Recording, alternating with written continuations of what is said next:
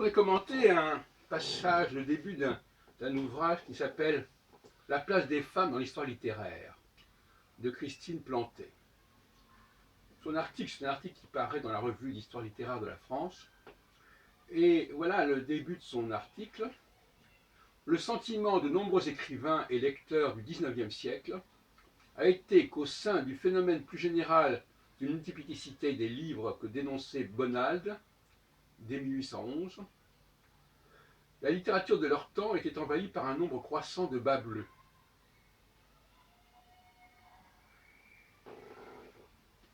Qu'est-ce que ça signifie? Ça signifie, et d'ailleurs ça ne nous surprend pas, que les femmes ont été présentes dans la production littéraire française et anglo-saxonne et ailleurs, mais que, comme le signale Christine Planté, c'est un point sur lequel je ne vais pas trop tarder, mais que dans les histoires littéraires de ces périodes, elles n'occupent pas une place considérable. Et Christine Planté s'interroge sur le décalage entre la floraison de production liée aux femmes et le peu qu'il en reste au regard de l'histoire littéraire. Comment comprendre cette problématique qui est amusante, qui est intéressante? Première chose que je retire de ce jugement, et effectivement, on constate que les femmes ne sont pas barrées au niveau littéraire. Ma grand-mère, Claude Jonquière, a publié plusieurs ouvrages dans les années 30. Bon, on ne se souvient pas trop d'elle.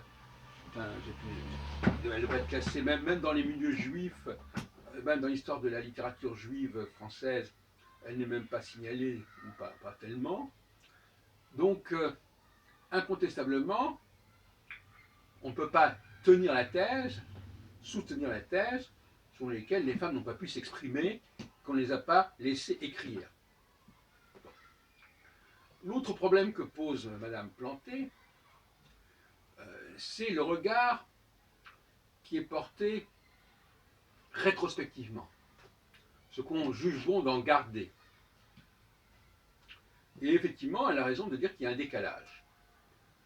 Mais je crois qu'elle ne maîtrise pas pleinement la problématique qu'elle soulève.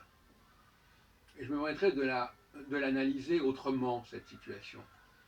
Premièrement, cela neutralise, cela démolit la thèse selon laquelle les femmes ne pourraient pas produire, on ne les laisserait pas écrire, on ne les laisserait pas publier, etc. C'est une thèse qui est fausse, et il était déjà attesté, je dirais, sous la Révolution française et au début du XIXe siècle, que les femmes pouvaient parfaitement s'exprimer et qu'on les publiait considérablement. Ne serait-ce que parce qu'il y a aussi un public féminin. Donc,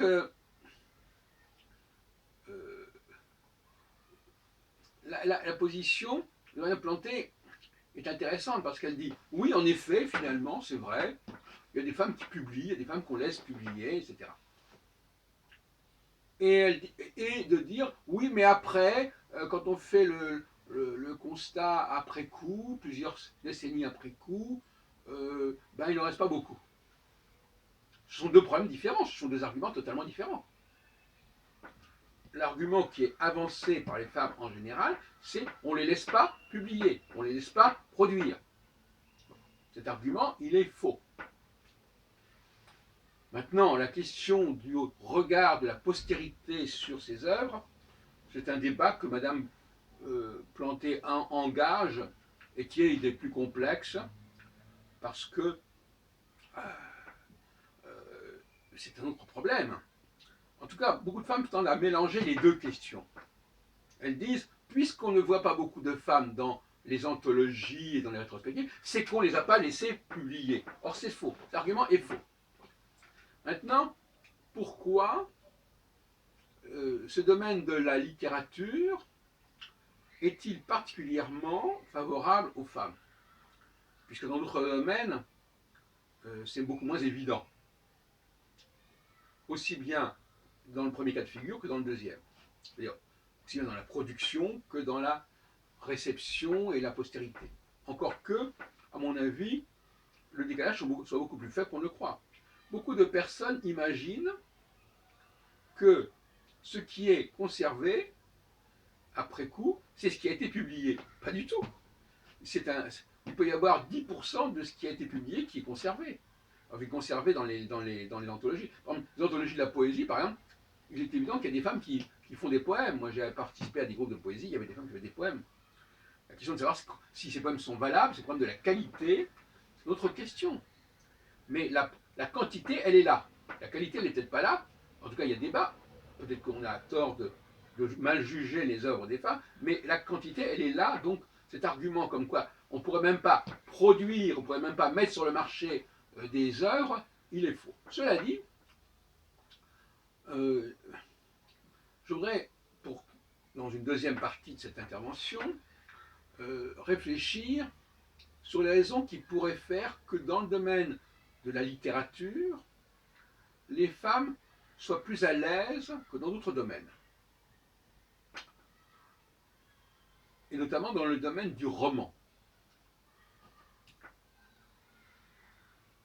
Il y a beaucoup plus de femmes, de toute façon, qui, même quand on admet que les femmes sont moins mises en évidence dans l'histoire littéraire, il y a quand même un certain nombre de femmes qui ont été marquantes, notamment dans le nouveau roman, par exemple, dans la problématique du nouveau roman après la Seconde Guerre mondiale, Nathalie Sarraute, Marguerite Duras, on en cite que deux, et puis il y a aussi la fameuse Madame Yourcenar, qui est entrée à l'Académie française. Donc il y a des femmes. Et dans ce domaine-là, leur présence est quand même nettement plus marquée que dans d'autres domaines, y compris dans le domaine de la poésie, où il y a finalement assez peu de femmes, et ne parlons pas du domaine de la philosophie, de la science ou de l'histoire. Cela dit, donc, ça s'explique comment? Ça s'explique par le fait que le roman n'exige pas de culture générale. Quand vous lisez un roman, on vous donne les éléments qu'il faut considérer. On ne vous demande pas de savoir des choses autres que ce qui est dans le roman. On vous demande évidemment de savoir la langue dans laquelle le roman est écrit ou dans laquelle il a été traduit. On ne vous demande pas des connaissances extérieures. On peut lire un roman en étant totalement inculte.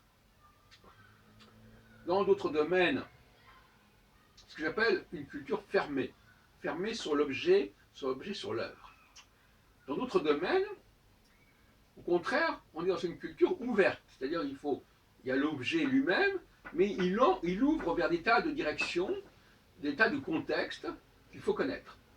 Par exemple, même tout simplement le fait de lire le journal, Le Monde ou autre chose, ou un tel magazine, exige des connaissances qui ne sont pas forcément explicitées dans le journal, mais qui sont censées être connues du lecteur. Donc là, c'est tout la même chose. Donc le roman, il n'y a pas de connaissances censées être connues du lecteur, sinon savoir ce que c'est qu'un homme, une femme, une famille, enfin, lire tout un ensemble de choses comme ça. Bon, mais ça ne va pas très loin. Et en revanche, dans tout ce qui est essai philosophique, réflexion historique, esthétique, etc., cela renvoie à tout un corpus qui n'est pas circonscrit, qui n'est pas clairement défini et qui n'est pas nettement disponible au lecteur. En tout cas, pas dans l'immédiat de la lecture. Donc, ce n'est pas du tout la même chose. Et c'est ça que je veux dire, les femmes n'ont pas une perception globale, extensive de ce qui se fait dans le monde.